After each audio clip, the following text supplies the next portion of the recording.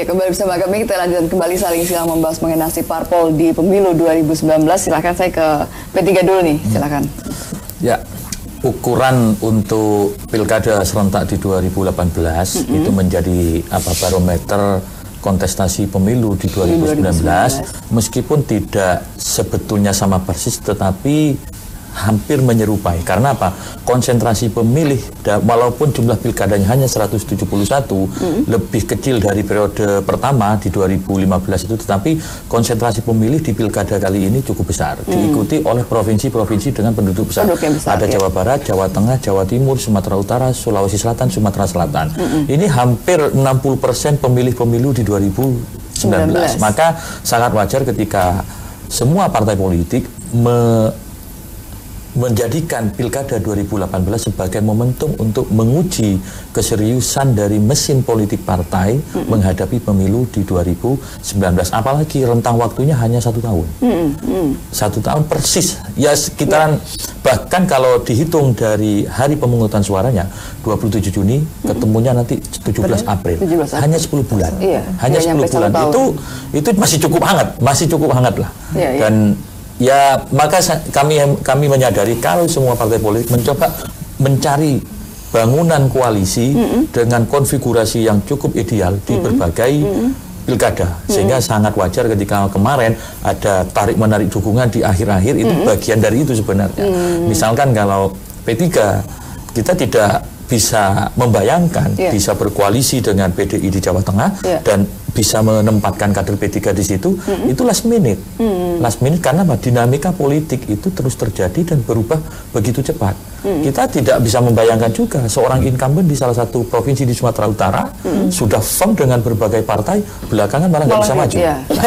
Itu kan tentu saja kalkulasi dari partai politik itu sudah dihitung betul, kaitannya nanti dengan pemilu 2019. Dan itu hal-hal yang wajar karena memang waktunya sangat mepet. Silahkan kalau dari Golkar sendiri. Iya, saya kira pertama gini, kalau kita lihat dari pemilu sebelumnya dikaitkan dengan pilkada, sebetulnya tidak ada korelasi yang langsung ya. Misalnya katakanlah satu daerah koalisi A menang oleh koalisi partai tertentu, itu kemudian punya dampak langsung terhadap pemenangan di pemilu maupun di pileg gitu. Tetapi bedanya tahun ini ya, pemilu yang terakhir pilkada serentak yang terakhir di tahun 2000 periode politik ini ya, itu nggak jauh tadi dengan momentum pemilu dan pileg. Artinya yang mau kita lihat adalah bagaimana pilkada ini dijadikan momentum untuk memanaskan, warming up mesin partai politik masing-masing. Walaupun nanti misalnya pemenang di masing-masing tempat ini itu tidak otomatis berkorelasi. Katakanlah misalnya di satu tempat di daerah itu menang calonnya koalisi di luar pemerintah. Apakah kemudian itu otomatis nanti di situ tuh akan koalisi pemerintah kalah? Belum tentu. Gitu. Kalau dilihat dari hasil pemilu yang sebelumnya. Gitu. Nah, jadi saya kira yang paling penting adalah buat partai politik, termasuk kami di Partai Golkar, sekarang ini adalah momentum untuk bagaimana semua potensi kader dan partai politik yang ada sampai ke daerah itu ikut ya bergerak dan menjadi ukuran. Jadi katakanlah misalnya di satu tempat nanti kita punya calon kalah gitu, tapi kita punya standar ukuran sendiri bahwa mesin partai kita di situ itu sudah sampai segini kemudian kekuatannya gitu. Nah, ini yang penting. Nah, yang kedua, ini kan kalau kita sebut tahun politik, ya tahun politik yang real itu ya 2018 ini. Karena nanti bulan Agustus sudah ditetapkan capres dan cawapresnya. Kemudian sebelumnya beberapa bulan, kalau nggak salah bulan 6, bulan 7 itu sudah ditetapkan DCS dan DCT gitu. Nah, ini kan sebetulnya juga ada kaitannya nanti. Ya, apakah misalnya orang-orang yang terlibat di dalam pemenangan di pilkada masing-masing itu, ya, itu juga menjadi ukuran bagi partai untuk dia ditetapkan nanti sebagai calon-calon anggota legislatif, baik itu di kabupaten kota, provinsi maupun di tingkat nasional. Jadi keterlibatan semua orang sekarang ini untuk menunjukkan bahwa saya ini sekarang bekerja dan punya basis, gitu. Nah itu yang saya kira nanti juga supaya dilihat, supaya masyarakat juga kenal begitu dengan siapa ya, nanti yang akan sekaligus ini dipilih. menjadi momentum, ya Iya. kan? Jadi bagi kader-kader kita ini untuk bisa ya jadi kontestasi juga. Ya dia memperkenalkan dirinya bahwa saya ini nanti akan berusaha menjadi calon wakil dari bapak-bapak, kira-kira gitu ya. Nah, jadi ini momentum-momentum yang saya kira tepat bagi partai kami untuk bisa melakukan itu. Plus minusnya Bu, kalau kita bicara mengenai plus minusnya, ini dekat gitu antara pilkada serentak gitu dengan pileg dan pilpres, sebenarnya apa sih Bu? Jadi tadi disebutkan waktunya berhimpit, gitu ya. Bahasa otonomi daerahnya berhimpit. Berhimpit itu bisa plus dan bisa minus kan gitu. Kalau bisa sangat plus gitu ya, sangat positif karena partai ini sudah oke. Dalam arti memang pembenahan di internalnya tidak ada friksi, tidak ada itu dan apa ya, tidak sekedar strategi taktik atau manuver politik aja yang dilakukan, tapi memang kaderisasinya oke, promosi kadernya oke kan, itu baru positif. Karena apa? Karena sekali mendayung 20 terlampaui, kan itu kan bahasanya. Jadi sambil pilkada diturunkan sekalian caleg-calegnya menyapa di situ kan gitulah. Itu bagus memang. Tapi kalau ternyata di partai sibuk sendiri sebelum itu gitu ya, apalagi yang sedang mengalami friksi, itu berat sekali menurut saya. Menjadi melakukan momen ini. Bukan mendayung sekali mendayung, bukan. Malah babak belur kan. Ya itu. Jadi warning bagi partai itu sebetulnya setiap pemilu jangan lupa. Ini kita tidak boleh ahistori ya, tidak boleh lupa sejarah. Dalam pemilu tahun 99 sampai 2014 ternyata gitu ya, yang selalu memenangkan pemilu itu silih berganti. Tidak ada yang tetap permanen seperti itu. PDIP tahun 99, 2004 dimenangkan Golkar. Tahun 2009 dimenangkan Demokrat, 2014 dimenangkan PDIP. Mengapa mereka menang? Ketika mereka tidak ada di kekuasaan. Itu jawabannya. Jadi ketika partai-partai itu tidak mendukung kekuasaan langsung, leading party di kekuasaan, mereka aman. Karena lalu kesalahan itu tidak ada di situ. Jadi yang dua periode menjadi oposisi seperti partai PDIP dan Gerindra itu oke sekali. Dia punya waktu yang agak panjang untuk meyakinkan ke masyarakat. Lah, yang sekarang juga untuk 2019 PDIP tidak akan menang nih karena sekarang PDIP Golkar ini menurut saya very close juga, jangan-jangan kan gitu. Gimana mungkin dari Mas Ikram? Ya, saya sebelum masuk ke prospek ya, saya bilang kenapa dinamikanya begitu menarik ya, perolehan kursi partai.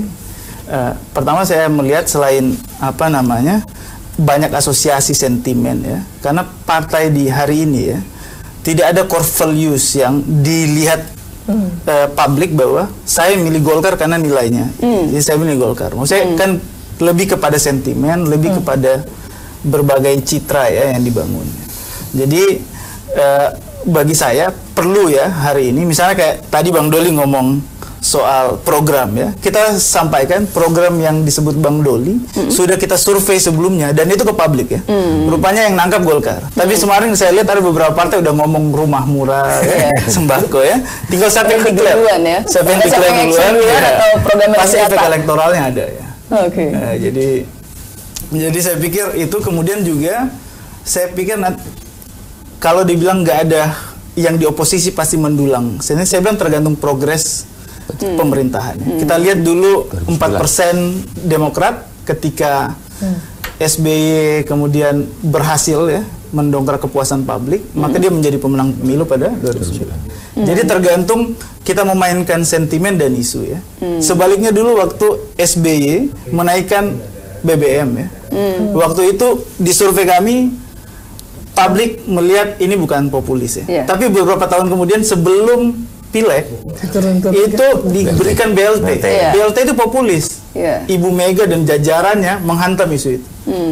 Maka ada sentimen elektoral, menurun suara PDIP, naiklah suara Demokrat. Kira-kira tinggal kelihatan kepiawaan itu ya. Saya pikir Bang Doli dan jadi mau mainkan apa ini isu sentimennya nih, silakan nih, Pak Duan silakan. Ya, soal sentimen itu menjadi konsumsi internal kita gitu kan.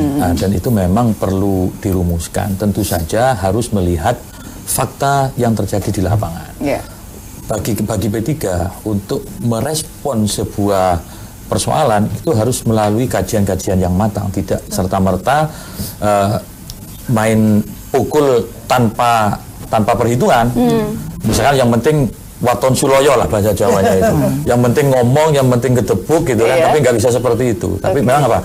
Untuk menjadi hal-hal yang mencari hal-hal yang menarik bagi masyarakat, itu tentu saja kami memiliki cara-cara tersendiri, dan itu menjadi konsumsi internal kami, dan dalam 2 bulan ke depan kita akan melakukan itu karena kita baru saja membentuk Lajnah Pemenangan Pemilu, dan di dalamnya akan membahas soal itu. Kalau dari Bang Doli sendiri? Iya, tadi saya kira melanjutkan saja apa yang saya sampaikan tadi, bahwa ya, pertama misalnya hasil survei ini kan buat kami menjadi modal psikologis baru ya, modal spirit baru untuk kemudian berbenah diri. Karena sebetulnya kalau dilihat dari segi waktu kan PR dari yang kemarin itu kan banyak sekali harus dikerjakan dalam waktu 1 tahun ini gitu ya.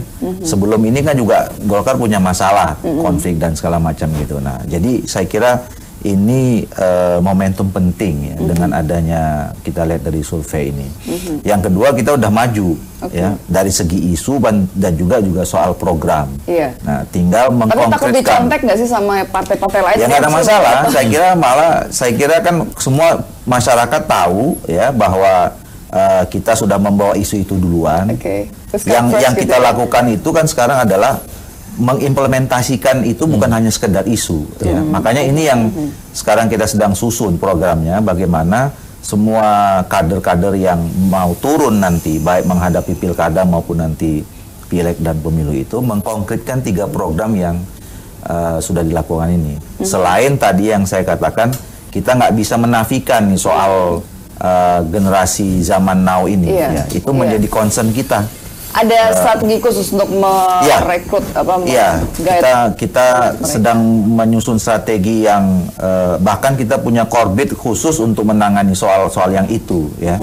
Jadi bagaimana kita melibatkan teman-teman muda yang memang dalam waktu terakhir ini banyak sekali potensi-potensi muda itu yang kita rekrut. Nah, ini tinggal mereka menyusun isu baru untuk kemudian masuk ke kantong-kantong anak-anak muda itu. Oke, mungkin kalau P3 ada strategi tersendiri untuk menarik minat dari. Jadi gini, tadi disampaikan bahwa isu itu penting, tapi yang lebih penting bagi masyarakat pemilih itu konkret. Jadi bukan pada siapa yang mencetuskan ide, tapi siapa yang melakukan.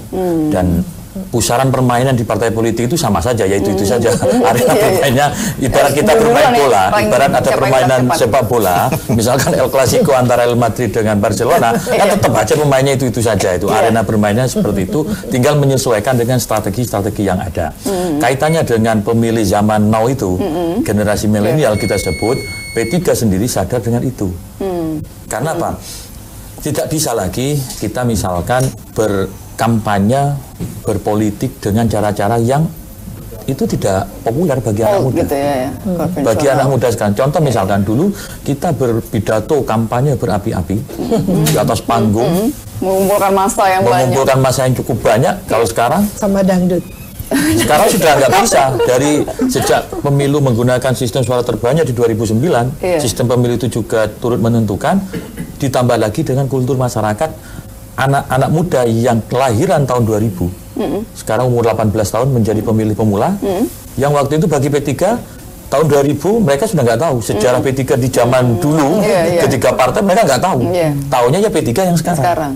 P3 yang sekarang itu seperti apa yang dia lihat gitu. Jadi image yang sekarang harus sangat penting sekali nih ya untuk menggrab gitu ya perhatian dari para pemilih nantinya. Ya, maka kami kembali kepada pernyataan kami di awal bahwa memadukan pola-pola lama, tradisi lama, basis tradisional pemilih kita itu tetap kita pertahankan, tetapi basis pemilih tradisional itu akan semakin tergerus, termakan usia, banyak hal. Sementara pemilih-pemilih baru dengan tradisi baru itu terus bermunculan. Kalau itu tidak kita tangkap, maka seperti disampaikan Mbak Siti Surah tadi, bisa ini menjadi fosil. Nah, kami partai politik sebagai insan politik tidak mau P3 itu menjadi fosil. P3 akan terus hidup sampai kapanpun selama negara ini masih ada. Gitu. Baik, kita akan lanjutkan kembali perbincangan di Saling Sila, dan Anda juga dapat berinteraksi bersama kami di line telepon 021 51 55 111. Sesaat lagi tetaplah bersama kami.